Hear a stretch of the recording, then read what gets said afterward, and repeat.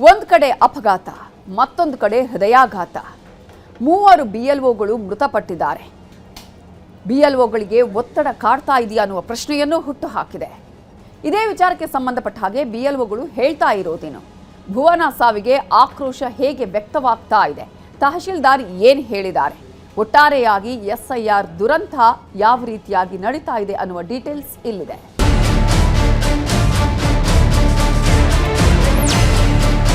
ಯಾವಾಗ ನೋಡಿದ್ರು ಟೆನ್ಷನ್ನು. ಈ ಟೆನ್ಷನ್ನಲ್ಲಿ ಅವ್ರಿಗೆ ಮಕ್ಕಳಿಗೆಲ್ಲ ಈ ರೀತಿ ಆಗಿದೆ ಅಂತ ನಾನು ಹೇಳಕ್ಕೆ ಇಷ್ಟಪಡ್ತೀನಿ. ಪ್ರೆಷರ್ ಕೊಡಬೇಡಿ ನಮಗೆ, ಅಷ್ಟೇ ಹೇಳೋದು ಸರ್.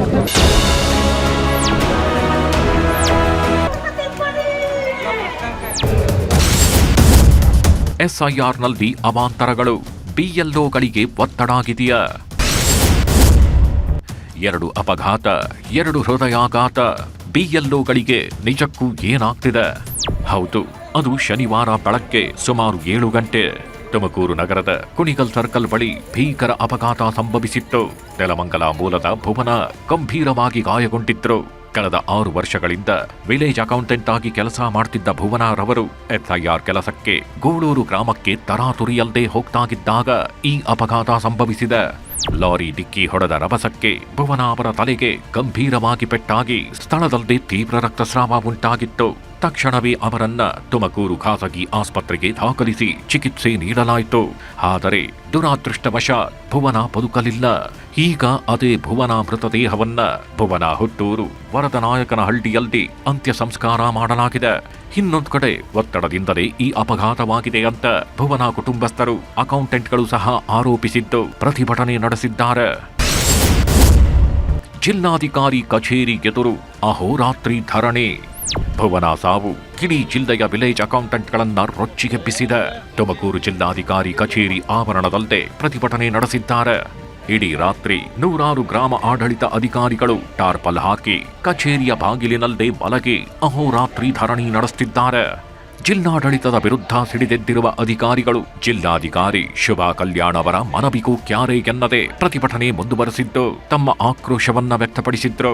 ಬೆಳಗ್ಗೆ 6 ಗಂಟೆಗೆ ಕರ್ತವ್ಯಕ್ಕೆ ನಿಯೋಜಿಸಿ ಭುವನ ಅವರ ಸಾವಿಗೆ ಕಾರಣರಾದ ತುಮಕೂರು ತಹಶೀಲ್ದಾರ್ ಅವರನ್ನು ತಕ್ಷಣವೇ ಕರ್ತವ್ಯದಿಂದ ಬಿಡುಗಡೆ ಮಾಡಬೇಕು ಮತ್ತು ತಹಶೀಲ್ದಾರ್ಗೆ ಸೂಚನೆ ನೀಡಿದ ಡಿಸಿ ವಿರುದ್ಧವೂ ಕ್ರಮ ಕೈಗೊಳ್ಳಬೇಕು ಅಂತ ಕಿಡಿಕಾರ್ತಾಗಿದ್ದಾರೆ.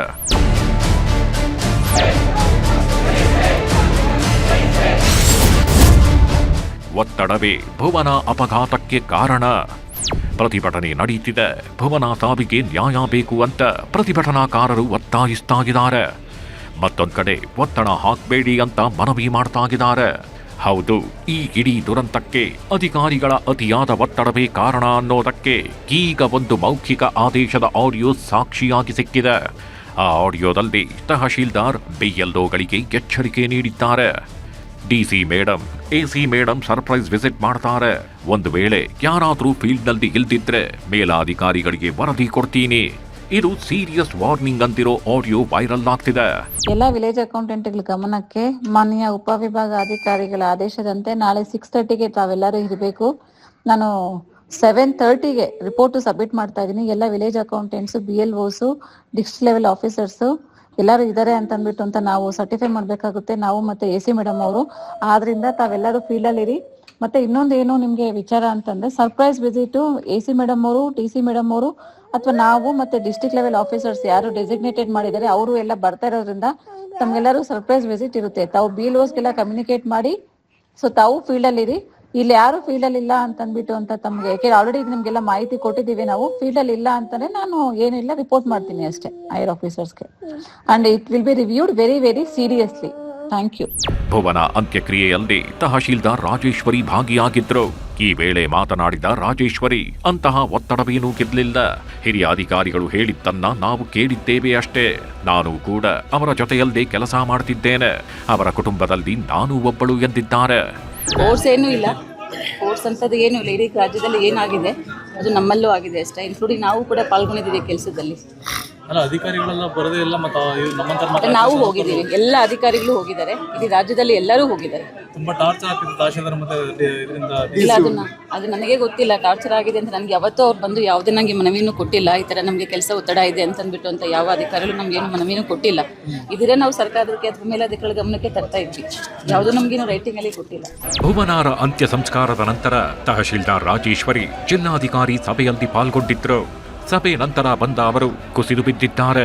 ತಲೆ ಸುತ್ತಿ ಬಿದ್ದ ತಹಶೀಲ್ದಾರ್ ರಾಜೇಶ್ವರಿ ಅವರನ್ನು ಜಿಲ್ಲಾಸ್ಪತ್ರೆಗೆ ದಾಖಲಿಸಲಾಗಿದ್ದು, ಡಿಸಿ ಕಾರಿನಲ್ಲೇ ಆಸ್ಪತ್ರೆಗೆ ಕರೆದೊಯ್ಯಲಾಗಿದೆ.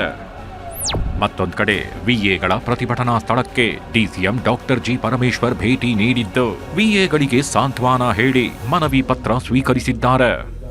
ಗ್ರಾಮ ಲೆಕ್ಕಾಧಿಕಾರಿ ಭುವನ ಸಾವಿಗೆ ಡಿಸಿಎಂ ಪರಮೇಶ್ವರ್ ಸಂತಾಪ ಸೂಚಿಸಿದ್ದಾರೆ. ಎಕ್ಸ್ನಲ್ಲಿ ಪೋಸ್ಟ್ ಮಾಡಿರುವ ಅವರು, ಭುವನ ಮೃತಪಟ್ಟಿರುವ ವಿಷಯ ತಿಳಿದು ದುಃಖವಾಯಿತು. ಈ ದುಃಖದ ವೇಳೆಯಲ್ಲಿ ಮೃತರ ಕುಟುಂಬದ ಜೊತೆ ನಾನಿರುತ್ತೇನೆ. ಮೃತ ಯುವತಿಯ ಆತ್ಮಕ್ಕೆ ಚಿರಶಾಂತಿ ದೊರಕಲಿ. ಅವರ ಕುಟುಂಬ ವರ್ಗ ಮತ್ತು ಬಂಧು ಮಿತ್ರರಿಗೆ ಈ ನೋವನ್ನ ಸಹಿಸಿಕೊಳ್ಳುವ ಶಕ್ತಿ ನೀಡಲಿ ಎಂದು ಭಗವಂತನಲ್ಲಿ ಪ್ರಾರ್ಥಿಸ್ತೇನೆ ಅಂತ ಪೋಸ್ಟ್ ಹಾಕಿದ್ದಾರೆ. ಪ್ರತಿಭಟನೆ ಜೋರಾಗಿದೆ. ತುಮಕೂರು ಜಿಲ್ಲೆಯ ಬಿಎಲ್ಒಗಳು ಜಿಲ್ಲಾಧಿಕಾರಿ ಮತ್ತು ತಹಶೀಲ್ದಾರ್ ವಿರುದ್ಧ ಆಕ್ರೋಶ ಹೊರಹಾಕ್ತಾಗಿದ್ದಾರೆ. ಈ ಕುರಿತು ಮಾತನಾಡಿರೋ ಸಿಎಂ ಡಿಕೆಶಿ, ನನಗೂ ಗೊತ್ತಿದೆ, ಸಮಸ್ಯೆಯನ್ನ ಕೂಡಲೇ ನಾನು ಅಟೆಂಡ್ ಮಾಡಿದ್ದೇನೆ. ಅವರ ಕೆಲಸವನ್ನು ಅವರು ಮಾಡ್ತಾಗಿದ್ದಾರೆ. ಎಲ್ಲರೂ ಸರ್ಕಾರದ ಜವಾಬ್ದಾರಿ ಅರಿತು ಕೆಲಸ ಮಾಡಬೇಕು ಎಂದಿದ್ದಾರೆ. ಸಮಸ್ಯೆಯನ್ನ ಕೂಡಲೇ ನಾನು ಅಟೆಂಡ್ ಮಾಡಿದ್ದೀನಿ, ಪರಿಶೀಲನೆ ಮಾಡ್ತೀನಿ. ಅವರು ಅವ್ರ ಡ್ಯೂಟಿಯನ್ನ ಅವರು ಮಾಡ್ತಾ ಇದ್ದಾರೆ. ಏನ್ ವಿಚಾರ ಮತ್ತೆ ಪರಿಶೀಲನೆ ಮಾಡಿ ನಮ್ಮ ಉಪಮುಖ್ಯಮಂತ್ರಿಗಳು ಅದನ್ನ ಖಂಡಿತ ಅಟೆಂಡ್ ಮಾಡ್ತಾರೆ. ನಾನು ಕೂಡ ಅದ್ರ ಬಗ್ಗೆ ಗಮನಿಸ್ತೀನಿ. ಎಲ್ಲರೂ ಕೂಡ ಇವತ್ತು ಸರ್ಕಾರದ ಜವಾಬ್ದಾರಿಯನ್ನು ನಾವೆಲ್ಲ ಅರ್ಥಕೊಂಡು ನಾವೆಲ್ಲ ಕೆಲಸ ಮಾಡಬೇಕಾಗಿದೆ. ಬಿಎಲ್ಒಗಳ ಮೇಲಿನ ಒತ್ತಡ ಕೇವಲ ಭುವನ ಅವರ ಸಾವಿಗೆ ಮಾತ್ರ ಕಾರಣವಾಗಿಲ್ಲ, ಮತ್ತೊಬ್ಬ ಮಹಿಳಾ ಅಧಿಕಾರಿಯನ್ನು ಹಾಸಿಗೆ ಹಿಡಿಯುವಂತೆ ಮಾಡಿದೆ. ಹೌದು, ಎಸ್ಐಆರ್ ನೋಂದಣಿಗೆ ತೆರಳುತ್ತಿದ್ದ ತಿಪಟೂರು ತಾಲೂಕಿನ ಹುಣಸೇಘಟ್ಟದ ವಿಲೇಜ್ ಅಕೌಂಟೆಂಟ್ ಯಶಸ್ವಿನಿ ಎಂಬುವವರಿಗೂ ಅಪಘಾತ ಸಂಭವಿಸಿದೆ. ಬೆಳಗ್ಗೆ 6 ಗಂಟೆಗೆ ತಿಪಟೂರು ನಗರದಿಂದ ಹುಣಸೇಘಟ್ಟಕ್ಕೆ ತೆರಳುತ್ತಿದ್ದಾಗ ಮಾರ್ಗ ಮಧ್ಯೆಯೇ ಉಪ ತಹಶೀಲ್ದಾರ್ರಿಂದ ವಿಡಿಯೋ ಕರೆ ಬಂದಿದೆ. ತಕ್ಷಣವೇ ವಿಡಿಯೋ ಕಾಲ್ ರಿಸೀವ್ ಮಾಡಿ ಸ್ಥಳದ ಬಗ್ಗೆ ಮಾಹಿತಿ ಕೊಡುವಂತೆ ಒತ್ತಡ ಹಾಕಿದ್ದಾರೆ. ಈ ತರಾತುರಿಯಲ್ಲಿ ಹೋಗುವಾಗ ಬೈಕ್ ಸ್ಕಿಡ್ ಆಗಿ ಯಶಸ್ವಿನಿ ಅವರ ಕೈಗೆ ಪೆಟ್ಟಾಗಿದ್ದು ಕಾಲಿನ ಮೂಳೆ ಮುರಿದಿದೆ. ಒತ್ತಡ ಆಗಿದೆ ಎಂದ ವಿಲೇಜ್ ಅಕೌಂಟೆಂಟ್ ಯಶಸ್ವಿನಿ.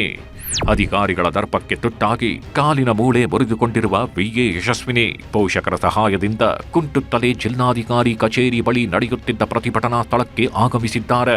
ಧರಣಿಯಲ್ಲಿ ಭಾಗವಹಿಸಿ ತಮಗಾಗಿದ್ದ ಕಹಿ ಅನುಭವ ಮತ್ತು ಇಲಾಖೆಯ ಒತ್ತಡವನ್ನ ಕಣ್ಣೀರಿಡುತ್ತಲೇ ತೋಡಿಕೊಂಡಿದ್ದಾರೆ. ಇದು SIR ಸ್ಟಾರ್ಟ್ ಆಯಿತು, ಅದಕ್ಕೂ ಮುಂಚೆ ಭೌತಿಕತೆಯಿಂದನೂ ನಮಗೆ ಪ್ರೆಷರ್ ಇದೆ, ಇಲ್ಲ ಅಂತಲ್ಲ ಮಾಡ್ತಿದ್ವಿ. ಬಟ್ ಇದು SIR ಏನು ಸ್ಟಾರ್ಟ್ ಆಯಿತು, ಅರ್ಲಿ ಮಾರ್ನಿಂಗ್ ಹೋಗಬೇಕು ಅಂತ ಹೇಳಿದ್ರು.